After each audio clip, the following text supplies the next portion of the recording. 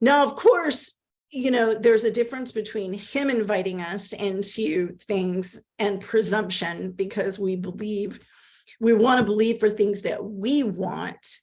And James 1 talks about this. He says, you have not because you ask not, but you don't receive. Sometimes you don't receive because you're asking amiss. You're asking according to your own selfish desire. You're not asking in accordance with what's in him, because anytime we ask in agreement with him for what's in him for us or circumstances, it's released. And oftentimes we have to go through this process in our soul of dealing with unbelief. And again, unbelief is the fruit. Listen to what I'm saying. Unbelief is the fruit of not knowing him. Again, going back to the example with me, because of those things I walked through, when I come into financial issues now, financial situations, I don't get so worried and anxious. I'm not perfect in it, but it's rarely that I get afraid or worried or anxious, because I have a foundation of who he is.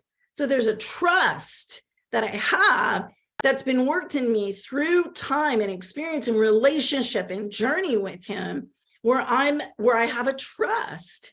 Therefore, I'm at rest. I'm at rest in the midst of those circumstances, and I ask different questions. So I'm not, functioning as a beggar or an orphan in those situations. Like, I've got to get something. When we're at rest, or when we trust and we're at rest, we ask different questions. We ask in agreement with who he is versus our need. For example, let's say in a financial challenge, and I trust him, therefore I'm at rest. A possible question that I could ask in that situation is, where are the supply lines that you have for me? Where are you already pouring out that I'm not seeing? Because the word tells us that through the cross, he has already supplied everything for life and godliness. Amen. So everything has already been supplied. He is the supplier. He is supply. He is the source, and he's always giving. And so, it's when you trust and you're at rest, you can go, okay, instead of like, oh my gosh, I've got to get it from here, I've got to get it from there, I've got to get like a beggar or an orphan. As a son, as a daughter, I come in and I go, okay, where are you releasing provision right now? Where are those supply lines? And I can hear him, because I'm at rest, because I trust. Amen. And again, foundation of that comes from knowing him. How do we grow in knowing him? It comes from seeing. Hearing begins with seeing.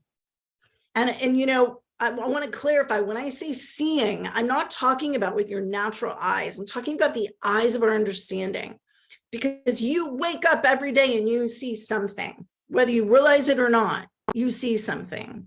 It's your perspective. The eyes of your understanding need to be enlightened, that they're in agreement with who he is. And so when you have that perspective and that understanding about him, you function differently and you ask different questions, which is where we get into inquiry, where you inquire of the Lord.